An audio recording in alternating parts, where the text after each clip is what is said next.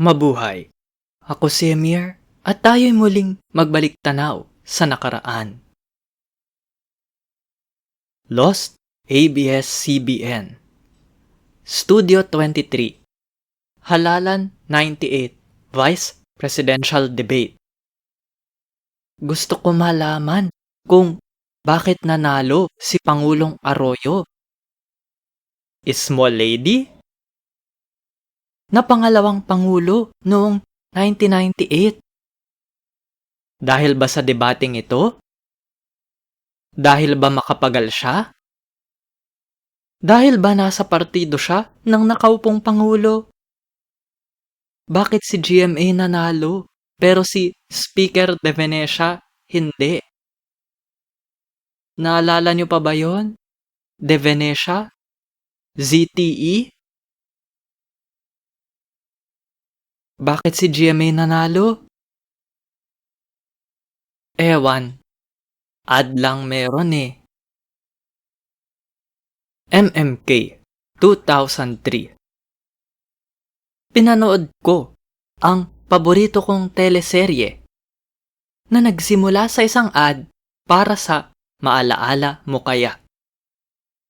Plinag ang mga episode tungkol kay Levi Celerio, Walter Navarro, Alfredo Lim, Mameng de Unida, Pamilyang Sericos, Aling Marcia, Angge, Fanny Serrano, hindi ito yon, John Lapus, at Whitney Tyson.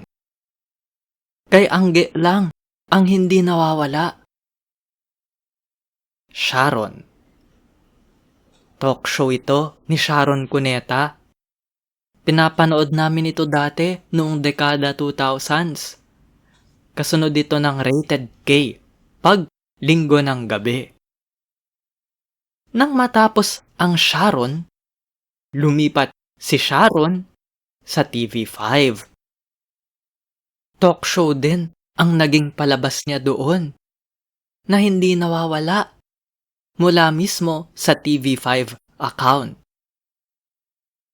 Kaso, anyari? Ang meron ngayon, episode nila Regine, Woo! Ella May Saison, at Lani Misalucha. At si Regine ulit noong 2006. TSCS The Sharon Cuneta Show. Variety show ito. Nauna sa kanyang talk show. Pero may paminsan-minsang panayam. Nagsimula sa IBC13. Si Ka Peter Musnina ang voice-over. Pero lumipat sa DOS. Parang si Ka Peter. Parang Itbulaga. Umalis ng 9. Bakit kaya? Umere ang TSCS mula 1986 hanggang 1997. Nasa YT ang 5 episode at Independence Day 1995 special. Meron ding mga bahagi sa YT, IG at FB. May 2 promo at isang artikulong naglalarawan ng guest appearance ni Chris Aquino. Rated K. Sunod-sunod na pagpanaw sa pamilyang nag-recycle ng kabaong. Hindi ito yun ha. Yung tinutukoy ko, dekada 2000s pa. Parang 4 yata yung namatay. Ama yung pinakahuli. Basag yung salamin, ang pahiwatig eh. Huwag na gamitin ulit ang kabaong para maputol na ang sumpa. Rated K? Rene Requestas. Todos Los Santos special yata ito. Naalala ko, pinakita yung puntod ni Rene Requestas, yung artista, Chitae. Tapos may nagsabi na psychic. paranormal expert na hindi pa napapanatag ang kanyang kaluluwa. Muli, dekada 2000s. Sumalangit nawa. Talkback with Tina Monzon Palma. Talk show na umere sa ANC. 2005 pa lang, meron na ito. Kasi naalala ko may talkback with Bilog kami ni G-G Arts. Mga pasilip lang, teaser, ang in-upload ng ANC sa YT noong 2010. Nagsimula lang maglapag, mag-upload ng full episodes nung Talkback with Tina Palma na ang pangalan. Ready, get set, go! Sa ABS-CBN nagsimula si Michael V. 6 na taon siyang host ng RGSG. Isang clip lang at ilang larawan lang mula kay co-host Eagle Riggs na nagsugod bahay bago ang sugod bahay ang meron online. Meron ding advertisement sa ABS-CBN 50th Anniversary Special ng Home Along Dariles.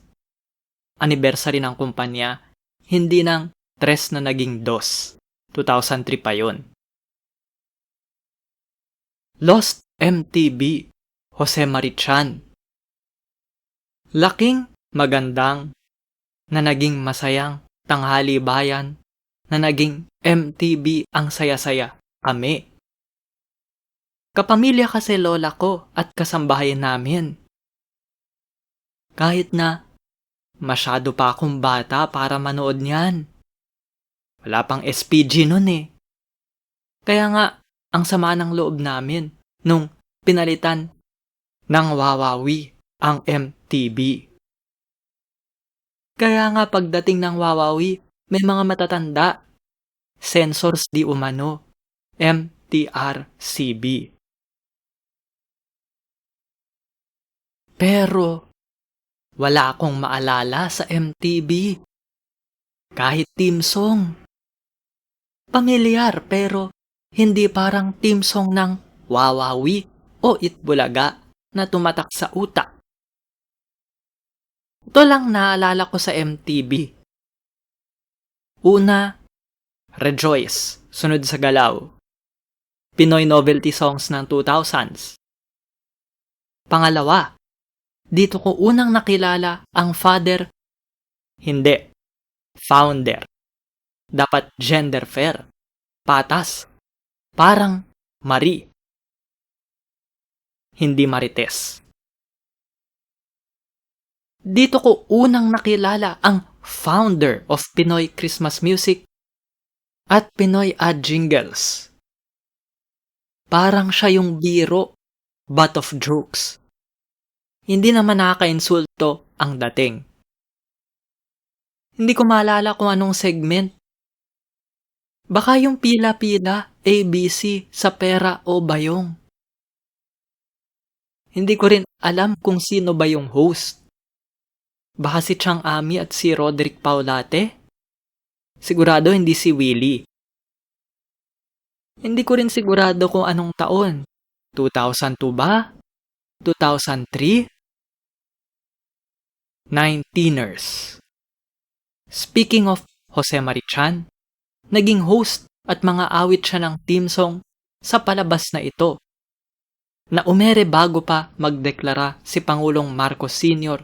ng batas militar at ipasara ang ABS dahil bias di umano. Hindi lang umawit ha, hulaan nyo sino gumawa ng theme song. Naging comics din yata, di umano, citation needed, wala akong pambili ng eBay. At pelikula ang 19ers. Pero Sampaguita Pictures at hindi ABS-CBN ang nag-produce. Wala pang Star Cinema noon. Wawawi. Sana nakikita niyo ko na nag-wawawi sa kamay ko. Bakit kasama dito ang unang palabas na solo bida si Senador? Kuya Will. Kasi hindi kumpleto ang episodes nito online. Tapos yung original audio papatungan pa. Kaya salamat sa playlist na ito. Weird lang. Napakunot ako ng noo pag ang tawag sa kanya, Papi, at hindi Will. Pilipinas win na win. Pumalit sa Wawawi matapos umalis ni Kuya Will dahil kay Jobert Sukal dito. Hindi nawawala yan. Partially lost lang. Tumagal lang ang PWNW ng 6 na buwan. Pero ang daming naging host. Yung isa, pumatok na kapalit ni Kuya Will. At ngayon makakasama pa sa Senado? Pilot lang. Isa pang episode kung saan parte pa ng palabas si Chris Aquino. At huling episode, hitmakers na ang hosts. At ilang ads meron sa YT. Hindi natin tuloy mapapanood kung paano nabigo ang DOS na ipagpatuloy ang mahika ni Senador Kuya Will. Joke, hindi DOS ang nagkamali sa pagtanggal sa Wawawi. Nanalo ang EB dahil sa sugod bahay. Shoutout din sa ibang noontime show ng DOS. Jane and the Anatomy. Bago ang PBB, ang teleserye ng totoong buhay, di umano. Star Circle Quest ang naging daan ng ABS-CBN para kumuha ng talent para sa Star Magic. Short film ito ng SCQ Teens, kung saan ginamit na theme song ang This Love ni Todd in the Shadows Enemy No. 1, Maroon 5. Isang komento sa fansite para kay Dara ng 2NE1 lang ang nahanap ko na nagbanggit nito. At itong fansite, SCQ, nawawala rin. Lost media. Ang buong Star Circle Quest. Ang meron lang, si Dara, Memory Box, Final Day, Life Story, ang daming Dara ah. Pati favorite song ni G-G Arts. Ang huling El Bimbo. Sarah G, Season 1 Magic 10, Nashlyn, theme song, website na puro error 404 ang mga larawan, SCQ2 intro, Erich, kasama si Cherry Pie, 14, oo 14, SCQ Kids 2006, wala nga yung finale. Grand Night? Hindi Big Night, PBB yun. Wala yung ending ng SCQ Kids 2004 kung saan umiyak si Nash Aguas kasi akala niya second place lang siya. Hindi ko napanood yun live. Naglalaro ako ng nakakahilong Shrek 2. Nginig, Ozone, at Nilibing ng Buhay. Horror ang nginig. Kung hindi naman Captain Obvious sa kaunting episodes na nasa YT. Palabas na, di umano, pinaglaruan ang supernatural. Kaya di umano, kinarma ang direktor nito. Hindi ako nagsabi niya na, kundi nanay ko. Siguro, citation needed. 2 episode ng nginig ang tumatak sa akin. Yung isa, tungkol sa kapatid ng isa sa mga namatay sa ozone disco. Gusto niyang makitang muli ang kanyang kapatid.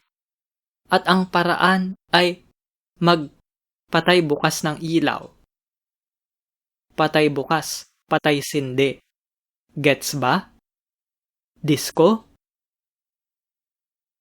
Ang dulo, naglagay sila ng blinking spotlights sa guho ng ozone.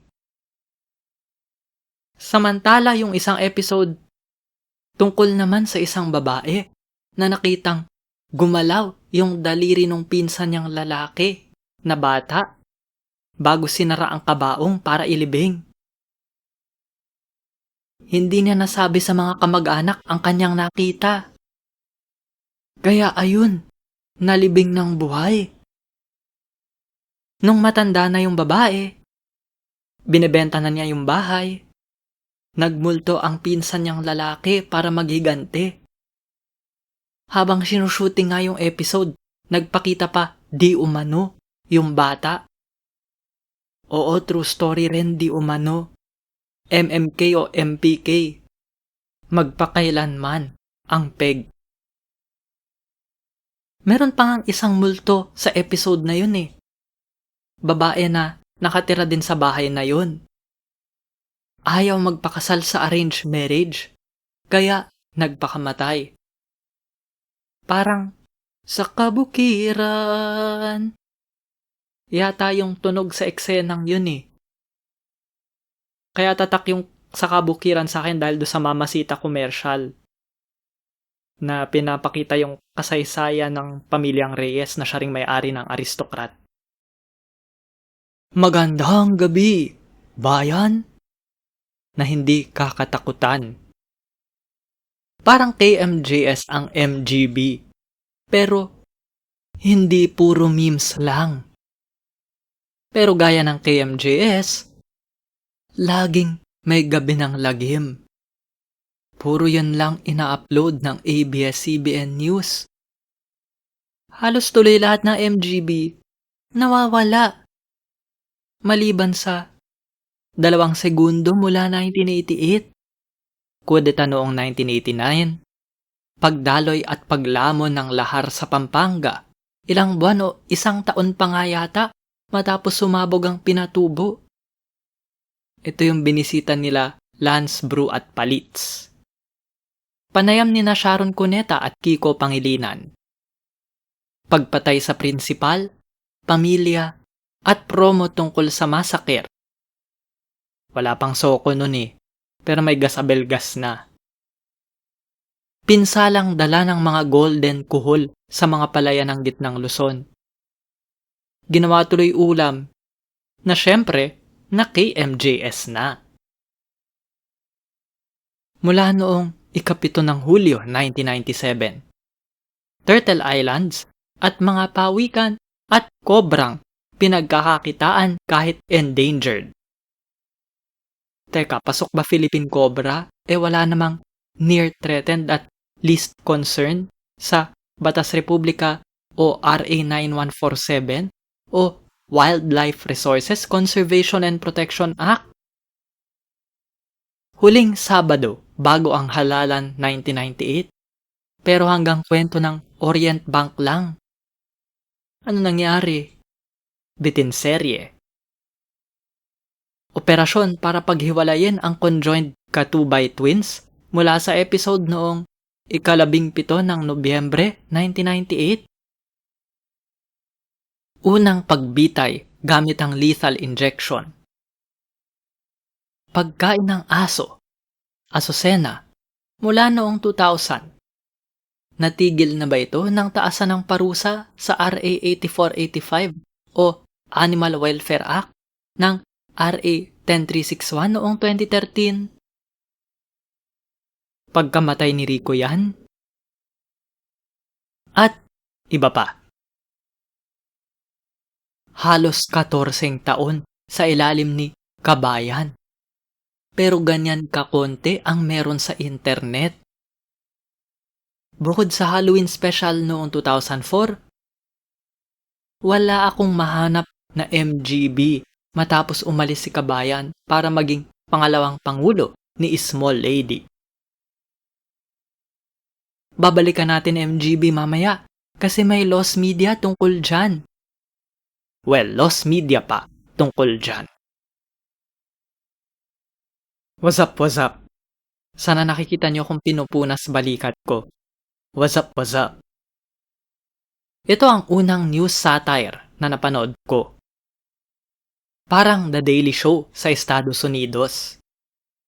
Ang jam ko sila Tony G, Vong Navarro, at Drew Arellano. Hindi ko na inabot si Archie Alemania. Sa ngayon walang buong episodes ng What's Up, What's Up. Puro segments o ads lang ang found. Hindi nawawala. Gaya ng kanta noong 2004 tungkol sa pagbabawal ng Bureau of Immigration sa mga empleyado nito na gumamit ng cellphone habang oras ng trabaho. Na-mute din kasi pang AI companies lang ang fair use. Intro noong 2005. Mga tadyak? Gets ba? Tadyak? Ng Philippine Women's University nag-ulat kung gagawin daw bang Ukay-Ukay University at bumalik daw ba sa pagkabata ang mga mag-aaral nito? Ano to, Benjamin Button? Colegio de San Juan de Letran? Letran Tadyak? Tungkol naman sa Bagyo? Di umano?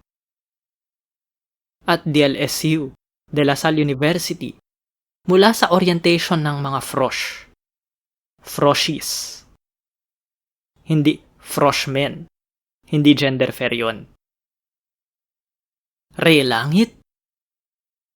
Paggawang tourist attraction sa pagsabog ng Mayon. Kinapanayam pa habang sinisingitan ng mga pabirong tanong ang nooy mayor ng Legazpi City. 17 favorite model search finalists. Enchong D bilang guest co-anchor. Headlines. Rally ng Team Unity at si Janelle Jamer ng Wawawi. Potato quality na balita tungkol sa discount ng gasoline stations sa mga pampublikong sasakyan. Oil Deregulation Law Pamor. At unang biodiesel plant sa bansa. Siningitan pa ng biro tungkol sa pagpapapayat. Ano na kaya nangyari sa mga LPG na taxi, no? Potato quality din, tungkol naman kay Incredible Hulk. Mga ad? Si Senador Miriam Defensor Santiago ba yan? May pick-up lines na ba siya niyan? Intro, outtakes o bloopers, at mga kanta mula kay vlogger Alan Ebora na nagtrabaho sa palabas. At syempre hindi nawawala ang theme song. Wala yung napanood ko dati na ayaw mag-wazap-wazap ni Forever Enrile. Homeboy, panonoorin ko to. Type ko ang mga kwento. Hindi lang pang showbiz, happiness o chocolates, si Boy Abunda. Meron ng The Bottom Line na hindi nawawala. At bago niyan, Homeboy. Isa ito sa mga tinapat ng ABS sa long-running na sis ng GMA. Hanggang sa wakas, naka-jackpot ang dos kay Ankabog, Vice Ganda.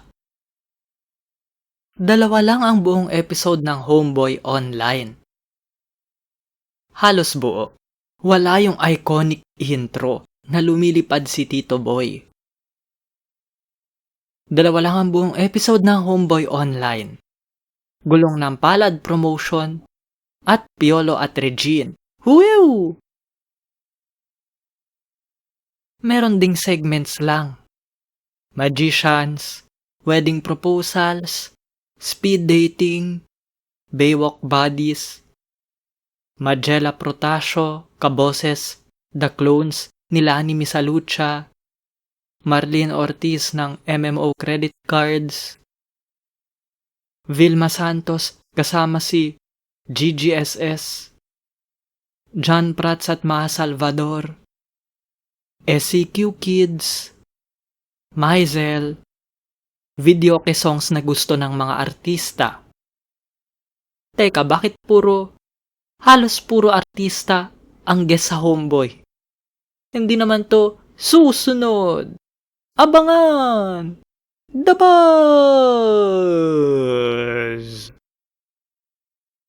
May spoof pa nga Homeboy eh. Hulaan nyo pamagat. Going Bulilit yata yun eh. Nawawala rin. Let's Go live episode. Paborito ni G-G Arts ang Let's Go noong 2006. Tungkol ito sa barkadahan ng mga magkakadorm sa isang kolehiyo. Dito rin nagsimula si AG from the East.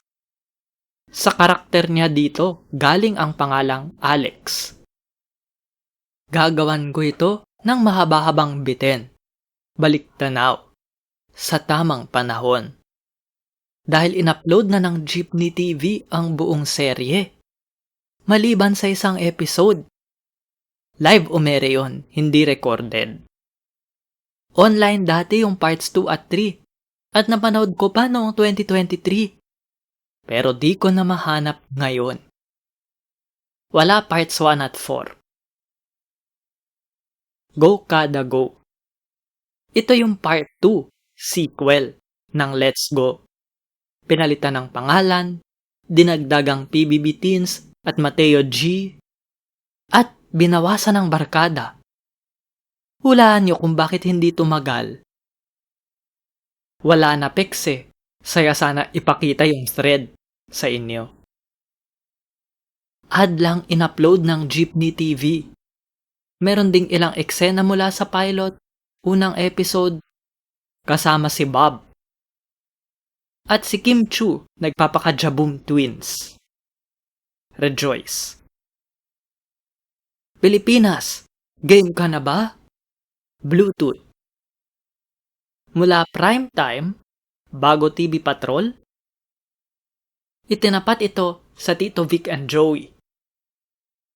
Kaya, isa rin ito sa mga itinaob ng Itbulaga. 11:15 o 11:30 ang Pilipinas Game Ka Na Ba? 12:30 naman, Wawawi. Itong Bluetooth episode, si Chris Aquino pa yung host. Pero, nasa tanghaling sked na. 1 million question. Kanino ipinangalan yung Bluetooth? O anong imbensyon yung ipinangalan sa isang medieval king? Hindi ko na maalala yung eksaktong tanong. May 1 o 2 minuto yung contestant para hanapin sa library yung sagot. Parang ganito. Di nahanap, kaya wala. Nga. Tumatak sa akin ang episode na to kasi alam ko na yung Bluetooth ng panahong yan. May Bluetooth kasi yung Nokia hindi 3210 ng nanay ko. Hindi ko ito mahanap sa social media. Parang ako lang yata nakakaalala nito. Game ka na ba? Duncan. Hindi ko alam kung nasa prime time pa ang Game Ka Na Ba o sa tanghalian na nung umere ang episode na ito.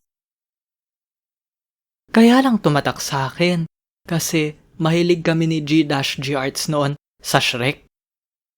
Una naming pinanood Shrek kasi nanood lola namin sa HBO noong 2003. Itutuloy ko kwentong yan mamaya. Sabi ni Chris Aquino, Duncan daw pangalan ni Donkey. Hindi ko alam kung saan galing yun. Yung sumulat ng aklat na Shrek na naging basehan ng pelikula, si William Steig, meron siyang aklat na Sylvester Duncan. Ang pangalan ng Donkey. Pero, wala namang connect yun kay Donkey sa Shrek. Error 404 not found. Wala pa yatang Shrek 2 nung umere ang Game Ka Na Ba na ito. It's showtime! 1 July 2023.